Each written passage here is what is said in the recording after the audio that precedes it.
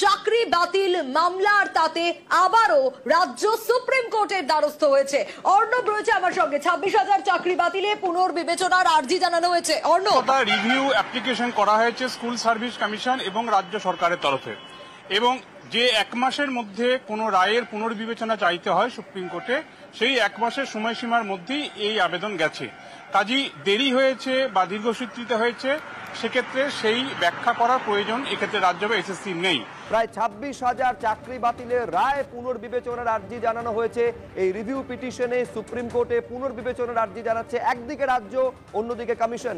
নমস্কার বন্ধুরা, এই মুহূর্তের বিশেষ খবর হলো সুপ্রিম কোর্টে রাজ্য সরকার এবং এসএসসির পক্ষ থেকে রিভিউ পিটিশন ফাইল করা হলো এসএসসি চাকরি বাতিল মামলায়। যে রিভিউ পিটিশনটি ফাইল করা হয়েছে গত 29 তারিখে, কিন্তু সেই বিষয়টি কিছুক্ষণ আগেই প্রকাশ্যে আসে এবং সমস্ত সংবাদ মাধ্যমগুলো সেই বিষয়টি ব্রডকাস্ট করে। আপনারা দেখতে পাচ্ছেন যে আনন্দবাজার অনলাইন বলে একটি পত্রিকার ছবি, এখানেও কিন্তু সেই খবরটি প্রকাশিত হয়েছে। তো বন্ধুরা, এই পরিপ্রেক্ষিতে একটা কথাই বলতে পারি যে আশঙ্কাটা আমাদের সকলেরই ছিল যে রাজ্য সরকার হয়তো এখন রিভিউ পিটিশন না করে অন্য কোনো বিচারপতির বেঞ্চে রিভিউ পিটিশন করবেন ভালো কিছুর আশায়।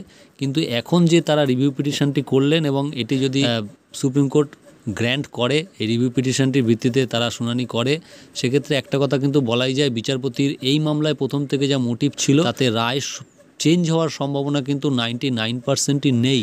এবং যদি রায় চেঞ্জ হয় সেক্ষেত্রেও কিন্তু এসএসসিকে ভর্ৎসিত হতে হবে, কারণ এসএসসির কাছে আগেও সুপ্রিম কোর্ট বহুবার অনেক রকম ডকুমেন্ট চেয়েছে, সাপোর্টিং ডকুমেন্ট, যে সাপোর্টিং ডকুমেন্ট দিয়ে এসএসসি কিন্তু সুপ্রিম কোর্টকে সন্তুষ্ট করতে পারেনি।